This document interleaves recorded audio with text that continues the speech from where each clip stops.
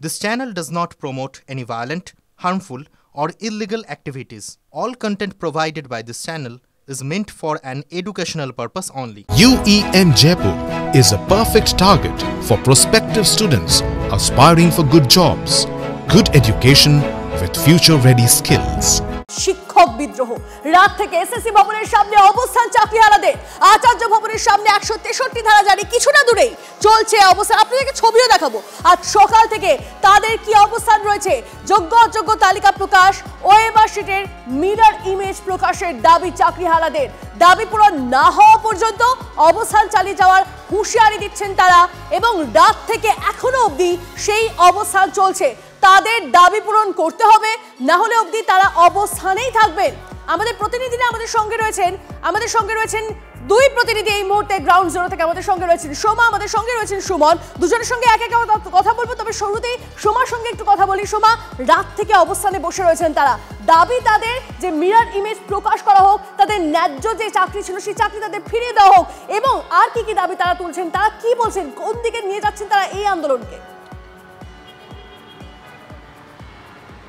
দেখো এসএসসি ভবনের ঠিক বাইরেটাতে যেহেতু এখানে 163 ধারা জারি করা হয়েছে তাই রাস্তায় স্থান হয়েছে এখানে শিক্ষকদের অর্থাৎ যোগ্য শিক্ষকরা তারা রাস্তায় বসে আছেন এবং তারা কিন্তু তাদের দাবিতে অনড় রয়েছেন এবং তারা বলছেন যতক্ষণ না পর্যন্ত মিরর ইমেজ সেটা প্রকাশ না হয় তারা কিন্তু আন্দোলন চালিয়ে যাবেন আমি একটু কথা বলবো কি দাবি রয়েছে মূলত আপনাদের আমাদের প্রথম এবং প্রধান দাবি হচ্ছে এটাই যে যোগ্য অযোগ্যের সেগ্রিগেশন করতে হবে এবং তার পদ্ধতি যেটা আমরা আপাতত জানতে পেরেছি সেটা হচ্ছে যে সমস্ত মিরর ইমেজ কপি রয়েছে এসএসসি সার্ভারে সেটাকে সম্পূর্ণ যতজন পরীক্ষার্থী সবারটা আপলোড করে দিতে হবে এইটা আমাদের আপাতত বাঁচার একমাত্র পথ হতে পারে তো এই দাবি নিয়েই আমরা এখানে বসে আছি দাবিতে রয়েছেন তারা অর্থাৎ তাদের দাবি পূরণ না হওয়া পর্যন্ত তারা কিন্তু তাদেরই আন্দোলন চালিয়ে যাবে গতকাল আমরা দেখেছি যে কসবায় সেখানে আন্দোলনে অর্থাৎ যারা চাকরি হারিয়েছেন যোগ্য শিক্ষক তাদেরকে পুলিশ লাঠিপেটা করেছে লাথিও মেরেছে কিন্তু মানবিকতার মুখটা হয়তো এখনো হারিয়ে যায়নি আমার সাথে রয়েছেন একজন শিক্ষিকা এই শিক্ষিকাকে আজকে দেখলাম যে এখানে যে অবস্থান বিক্ষোভ চলছে সেখানে তিনি এসেছেন এবং এসে তিনি সবাইকে জল দিচ্ছেন তিনিও পেশায় শিক্ষিকা তবে তিনি চাকরি হারাননি তিনি কিন্তু একেবারে এদের সাথে সমব্যাধী এবং এই ছবি বলে দিচ্ছে যে মানবিক মুখ শিক্ষক শিক্ষিকাদের রয়েছে এবং যাদের চাকরি যায়নি সেই সমস্ত শিক্ষকরা তারা এসে পাশে দাঁড়াচ্ছেন চাকরি হারাদের পাশে তুমি আমাদের সঙ্গে থাকো এবং এই মুহূর্তে আরো একটা খবর আরো একটা আপডেট আপনাদেরকে দিই স্কুলের বেতন পোর্টাল সেটা খুললো চাকরিহারা 26,000-এরও নাম তালিকায় কিন্তু সেই নাম থাকলেও চিন্তামুক্ত হতে পারছেন কি এই চাকরিহারারা কি বলছেন সোমা যদি একটু কথা বলা যায়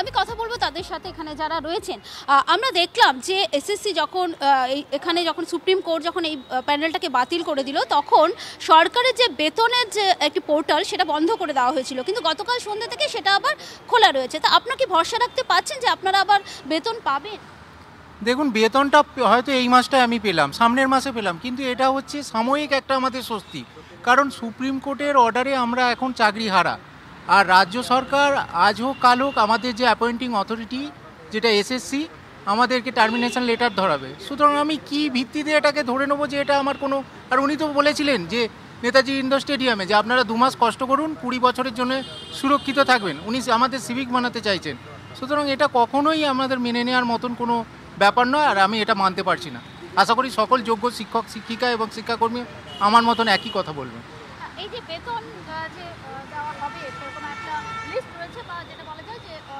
আপনাকে রাখা হয়েছে তা কি মনে করছেন দেখুন 7 তারিখে যে মিটিং হয়েছিল সেই সভায় মুখ্যমন্ত্রী বলেছিলেন যে আমি 2 মাস পুষিয়ে দেব মানে আমাদেরকে এমনভাবে বলেছেন পুষিয়ে দেব একটা মুখ্যমন্ত্রী হয়ে এরকম ভাষায় যদি কথা বলেন তাহলে আমরা আশ্বস্ত হব কি করে উনি 2 মাস পুষিয়ে দেবেন তারপর কি হবে তারপর তো আর কোনো আমাদের আশা নেই তাহলে এটাতে ওনার প্রতিশ্রুতিতে আমরা বিশ্বাস করছি না আমাদের এখনও দাবি যে মুখ্যমন্ত্রীর কাছে আমরা দাবি করছি যে এখনও আপনি এসএসসিকে বলুন যে আমাদের যোগ্য প্রার্থীদের যতগুলো ওএমআর মিরর ইমেজ আছে এবং সঠিক পদ্ধতিতে যোগ্য এবং অযোগ্যদের যা ডকুমেন্টেশন আছে সেই লিস্টেড করুন আপনার সার্ভারে এসএসসির সার্ভারে এবং সেটা নিয়ে রিভিউ পিটিশন করে আমাদেরকে বাঁচিয়ে তুলুন যোগ্য চাকরিহারা শিক্ষকেরা তারা কিন্তু বলছেন এই যে পোর্টাল অর্থাৎ বেতনের যে পোর্টাল এবং এখানে যে তাদের নামও রয়েছেন তাতে কিন্তু তারা কোনোভাবেই ভরসা রাখতে পারছে না। তারা এটাও বলছে হয়তো 1 মাসের বেতন তারা পাবেন, কিন্তু তাদের যে বেতন সেটা কিন্তু তারা পরবর্তীকালে পাবেন না। অর্থাৎ কোথাও একটা স্বস্তি রয়েছে কিন্তু স্বস্তি নেই, এরকম একটা গোলক ধাঁধায় যেন তারা আটকে রয়েছেন। অবশ্যই আমাদের গোটা বিষয়টার দিকে নজর থাকবে, সবাই তুমি আমাদের সঙ্গে থাকো।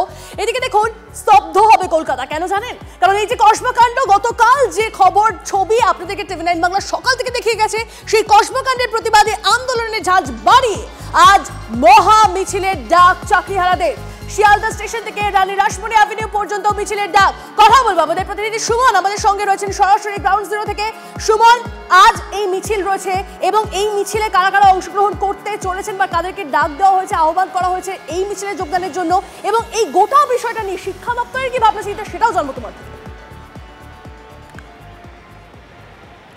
দেখো, চাকরিহারারা যারা যোগ্যভাবে চাকরি হারিয়েছেন তারা গতকাল বিভিন্ন জেলায় ডিআই অফিসের সামনে বিক্ষোভ প্রদর্শন করছিলেন এবং তখন কসবায় কলকাতা ডিআই অফিসের সামনে হুলস্থুল বেঁধে যায় এবং যে ছবি আমরা দেখেছি যে পুলিশ যোগ্য চাকরিহারা শিক্ষক যারা এতদিন পর্যন্ত স্কুলে পড়াচ্ছিলেন তাদেরকে লাথি এবং লাঠি দুটো দিয়েই তাদের এই কাটা ঘায়ে কার্যত নুনের ছিটে দিয়েছে।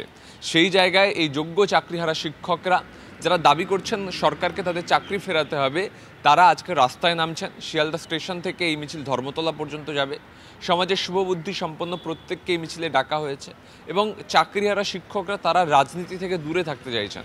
তাই কোনো রাজনৈতিক ব্যক্তিকে নয়, কিন্তু কোনো শুভবুদ্ধি সম্পন্ন মানুষ তারা এই মিছিলে আসতে পারেন এবং তাদের সঙ্গে পায়ে পা মেলাতে পারেন।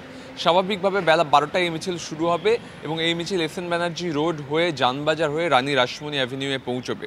এবং সরকার বলছে যে আপনারা যদি আলোচনায় আসেন তাহলে আন্দোলন বন্ধ করতে হবে, আর যদি আন্দোলন করা আপনাদের গণতান্ত্রিক অধিকার বলে মনে হয় তাহলে আন্দোলন চালিয়ে যান, আলোচনা হবে না। তবে এখনো পর্যন্ত যে পরিস্থিতি, আগামীকাল শিক্ষামন্ত্রী তৎসহ স্কুল সার্ভিস কমিশনের চেয়ারম্যান এবং মধ্যশিক্ষা পর্ষদের সভাপতি এবং রাজ্যের ল সেল তারা এই চাকরিহারাদের যোগ্য চাকরিহারাদের প্রতিনিধি দলের সঙ্গে আমাদের সঙ্গে থাকো।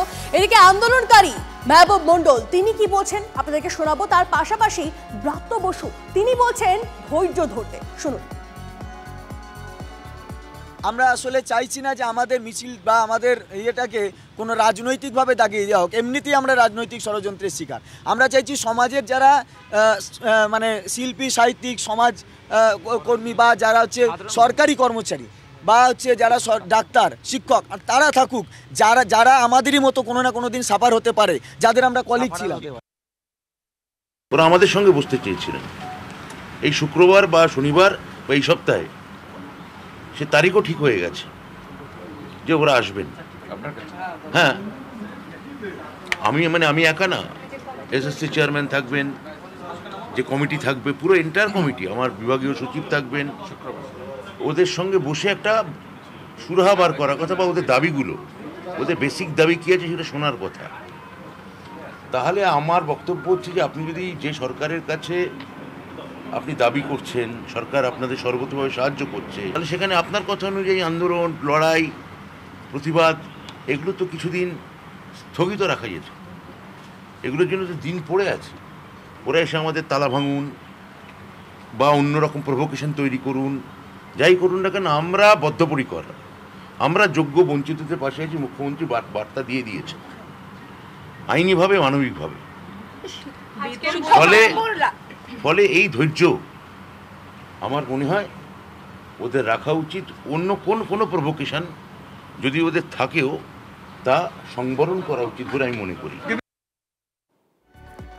শিক্ষকদের পেটে লাথি, পিঠে লাঠি পুলিশের, রাজ্য সরকারকে তীব্র আক্রমণ দিলীপ ঘোষের। একটা টিচারের সঙ্গে খারাপ ব্যবহার কেন করেছে? পেটে লাথি মেরে পিঠে লাঠি মারা হচ্ছে আর সত্যি সত্যি লাথি মারছে, ফুটবল খেলছে। এই পুলিশের এত সাহস হয় কি করে? একটা চোর ডাকাত, গুন্ডা, বদমাশ, রেপিস্টরা ঘুরে বেড়াচ্ছে, তার গায়ে হাত দিতে পারে না, একটা এফআইআর লিখতে পারে না। আর যে শিক্ষকরা হকের যোগ্য লোক, পরীক্ষা দিয়ে চাকরি পেয়েছেন, তারা হকের জন্য লড়াই করেছেন, তারা কি আগুন লাগাতে গেছিল না বাড়ি ভাঙতে গেছিল? তাদের সঙ্গে এরকম ক্রিমিনাল ব্যবহার করা হচ্ছে। পশ্চিমবাংলার মানুষ সব দেখছে, সব যোগ্য জবাব দেবে। অনেক কথা বলে বলে সময় কাটান, বোকা বানান। এতদিন ধরে টিচাররা তাদের উপর ভরসা করেছে, আজ কি অবস্থা? আজ অনেকেই বুঝতে পেরেছেন আজ কোনো আশা নেই। তাদের কি দিদিরও কোনো আশা নেই, আজ তারা এখন দিশেহারা হয়ে গেছে। কেউ সুসাইড করতে যাচ্ছে, এর জন্য কে দায়ী? পুরোপুরি মমতা ব্যানার্জি দায়ী। মিথ্যা বলে, মিথ্যা প্রতিশ্রুতি দিয়ে, বোকা বানিয়ে, লোককে লুট করে আজকে রাস্তায় বসিয়ে দিয়েছে।